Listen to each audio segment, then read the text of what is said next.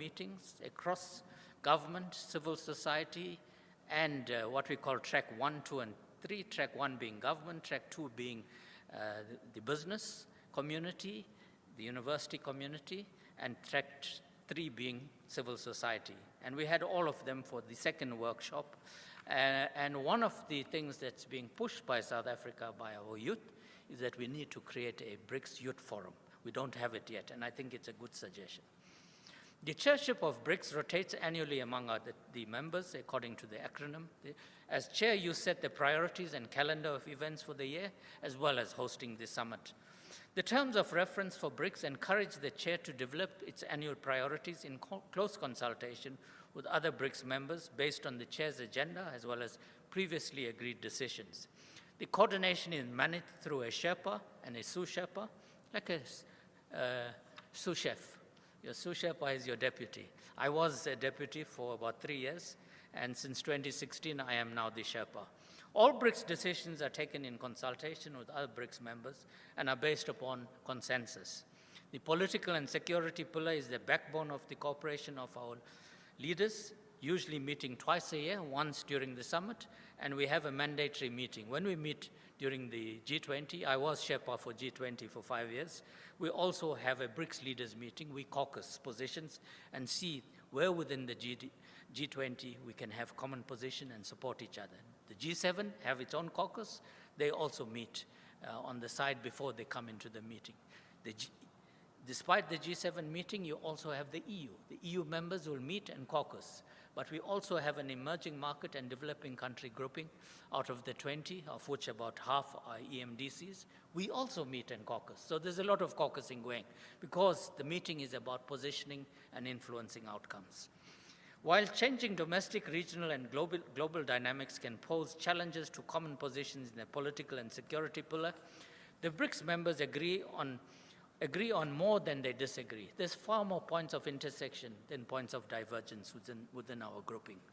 And BRICS consistently claims its space in meeting to discuss political and security issues of global relevance, even when the discussions may be frank and robust. BRICS constantly and consistently calls for a deepened international consensus on multilateralism, respect for international law, and a reformed global order that is equitable, inclusive, and representative.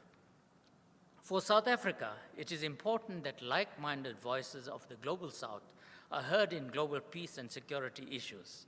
And South Africa aims to explore concrete ways towards projecting a stronger and more united progressive BRICS voice on these issues wherever possible, including on peace and security in the African continent. For example, despite diverse positions in the UN on the Middle East peace process and the Russia-Ukraine conflict, recently we had our foreign ministers meet about 3 weeks ago, and we had a consensus statement on both the Russia-Ukraine conflict as well as the Middle East peace process. Colleagues, BRICS cooperation is not only ideological, it is practical and aims to prove tangible benefits to its people. The economic and financial pillar is where South Africa leverages our partnership with the locomotives of global economic growth towards addressing our triple challenges of poverty, inequality, and unemployment, as well as South Africa's post-pandemic economic recovery through increased trade, investment, tourism, capacity building, skills, and technology transfer. South Africa's trade with BRICS increased by an average growth of 10% over the last 5 years, annually. For South Africa, over 17% of its 2021 exports were destined for BRICS countries, while it sourced 29% of its imports from BRICS partners. Total trade with BRICS reached $726 billion in 2021, up from $487 billion in 2017. Interestingly, when you had the outbreak of the Russia-Ukraine war, you had a number, if you follow Twitter, you would have followed this development, a number of EU ambassadors very critical of South Africa's position, the position that we took based on the statement that was put out by Minister Pandor and also by our president. They wanted us to outright criticize Russia and support the EU-US position. We took a balanced view of the conflict. And one of the tweets that came from one of the European ambassadors was a very threatening tweet. It's not how diplomats behave. That's very unbecoming. where in the host country you criticize the host country. And she put out a tweet saying, are you jeopardizing over 700 billion rands of trade with the EU? I was almost tempted to put out a tweet that you are EU 27 with 700 billion of trade. We, with BRICS, just the 4 BRICS countries, our trade is 726 billion. But it wasn't a tit-for-tat situation, so I let it go. Trade with China remains significantly larger than the other BRICS nations, accounting for 73% of South Africa's export for BRICS. Don't get me wrong, I love the European Union. I spent 6 years of my life there as ambassador to the EU. The EU is a very important strategic partner of South Africa. Trade diversification remains a priority for South Africa, and multiple opportunities exist for South African trade with BRICS. Implementation of the BRICS Action Plan for the Strategy for BRICS Economic Partnership is one of the engines that we have to deepen intra-BRICS trade.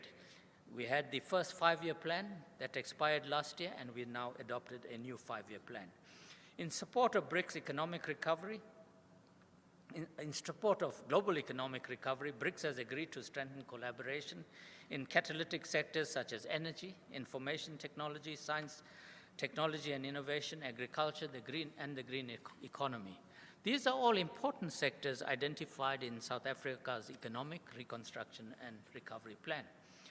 Significant achievements have been made in the area of financial cooperation with the establishment of the Contingent Reserve Arrangement, the CRA, as we call it, and the NDB, the New Development Bank. The CRA is a social safety net with a capital of $100 billion.